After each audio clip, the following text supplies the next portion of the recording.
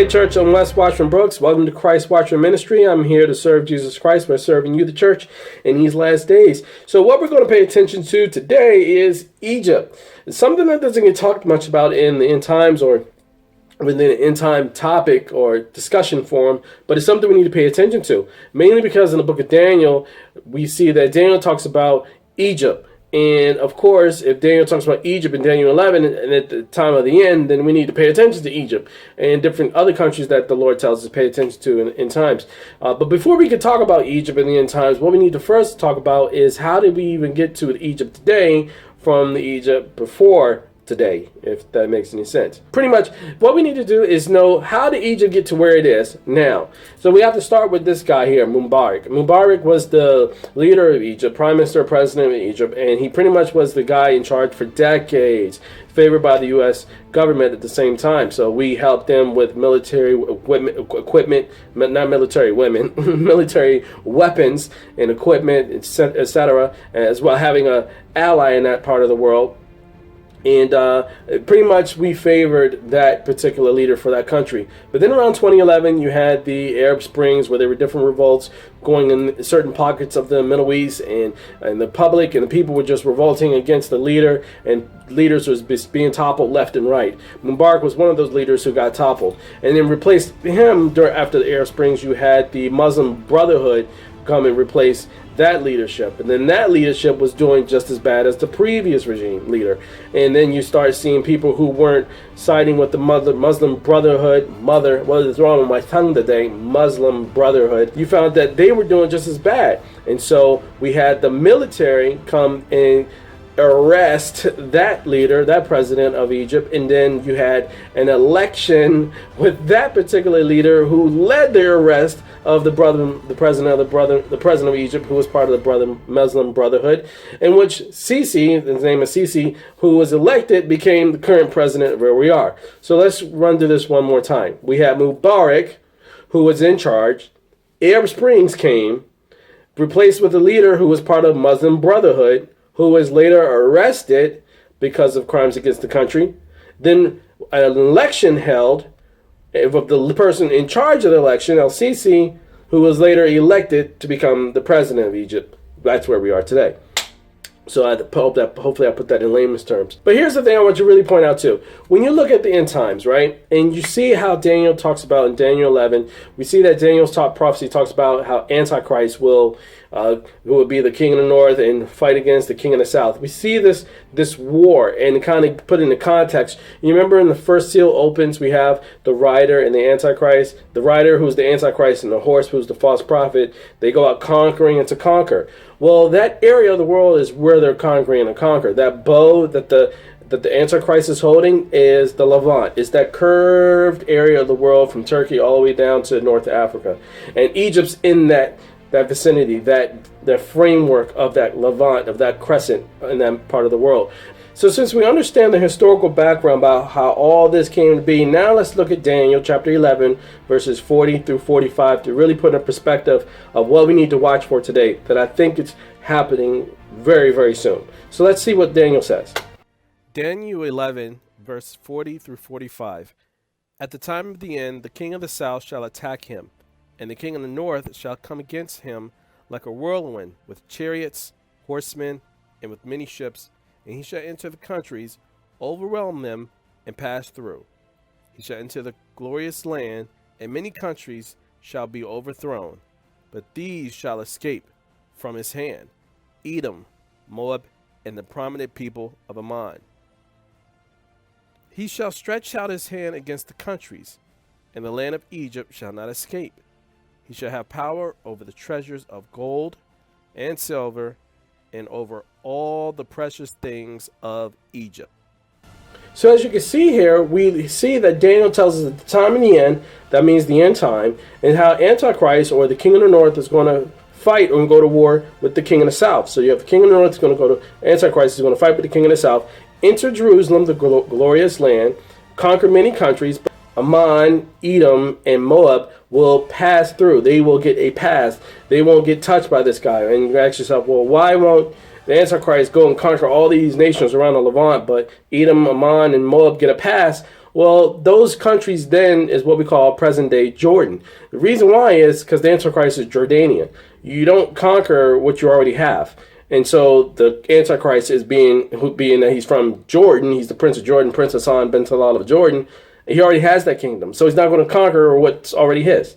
But besides all that, we want you to pay more attention to is this, that the scripture tells us that the king of the north will take the silver, gold, and the treasures, the precious things of Egypt.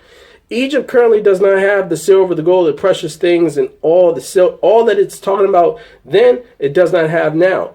Because what you're talking about is something that's forthcoming, something that will happen. Yes, Egypt has lots of antiquity artifacts dating back to the ancient Egyptian time. But in terms of wealth that it needs today, because Egypt is extremely, extremely high when you deal with unemployment. So at some point in time, Egypt is going to have a boost of its economy. It's going to get a cash infusion through treasure, gold, and silver, and precious things. This will then urge the Antichrist to come down and snatch it. If you think about the Middle East, for example, and the wealth of the Middle East, what comes to mind is Saudi Arabia, not Egypt. And this is why I'm bringing this video up to you guys, because this was just released recently this week regarding what's happening in Egypt, what's being uncovered in Egypt, and that is King Tut's tomb. There are several strange things about the tomb of Tutankhamun, and Egyptologists have puzzled for years.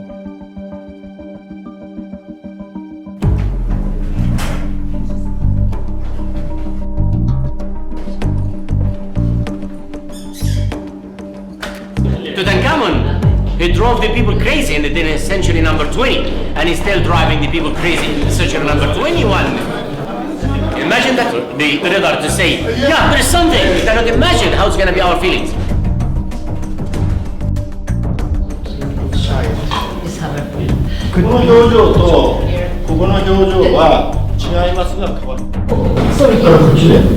They change from there to there.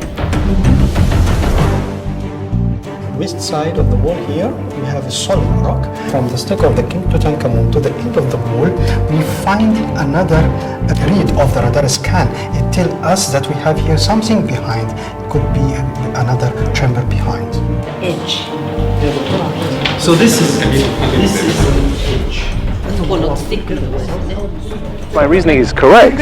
What we're faced with is a continuation of the tomb leading to a second burial chamber. And that burial chamber, according to my reasoning, ought to be the burial chamber of Nefertiti herself.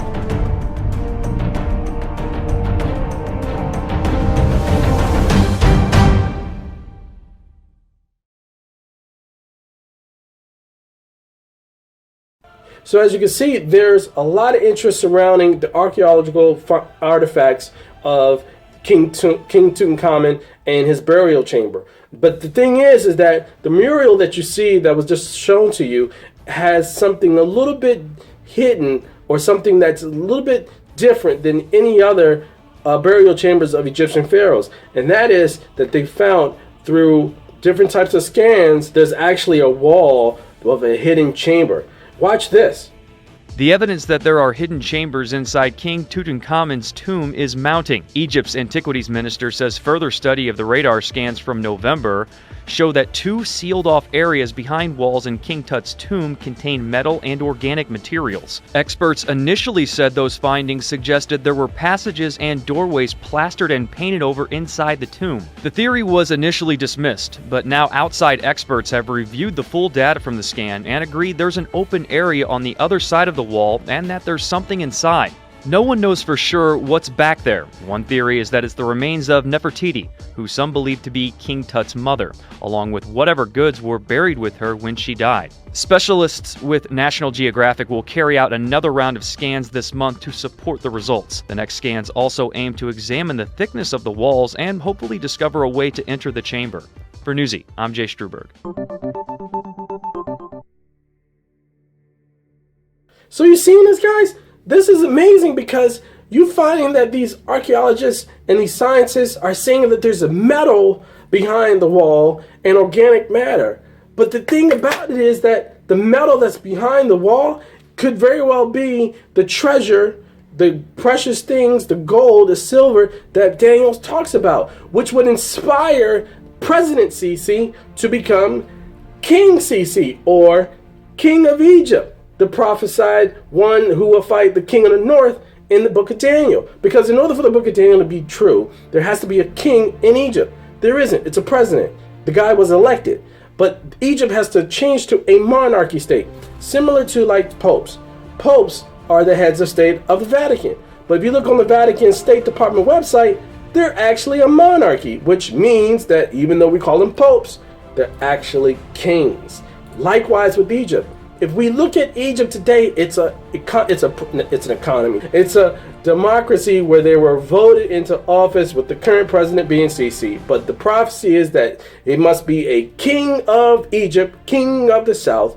And these tombs that they're digging up with King Tutankhamun in this hidden chamber could very well be the thing that kind of sets things in motion for him to declare the state, instead of a democracy, a monarchy, and having that treasure, silver, precious things to be positioned so the scriptures can be fulfilled right after that.